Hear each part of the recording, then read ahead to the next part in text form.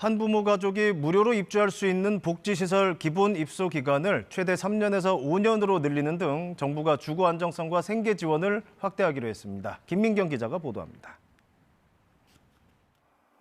여성가족부가 한부모 가족의 주거 안정성과 생계 지원 등을 강화하는 종합 대책을 발표했습니다.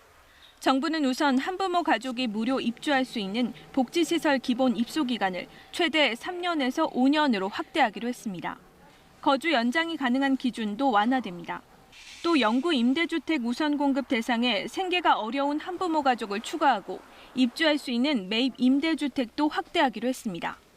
저소득 한부모 가족을 대상으로 한 생계 지원 강화 방안도 내놨습니다.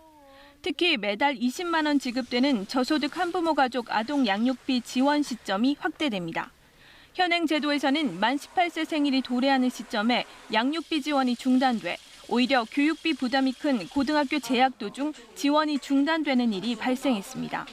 이를 막기 위해 저소득 한부모 가족 아동 양육비 지원 시점을 현행 18세 미만 자녀에서 고등학교 졸업 때까지로 확대하기로 했습니다.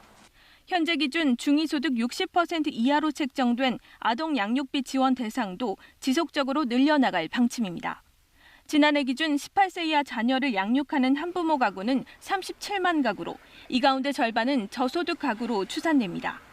이와 함께 자녀를 양육하지 않는 부모에게 자녀 양육 책무성을 부여하기 위해 양육비 채무자의 동의 없이 소득과 재산 조회가 가능하도록 하는 양육비 이행법을 개정할 방침입니다.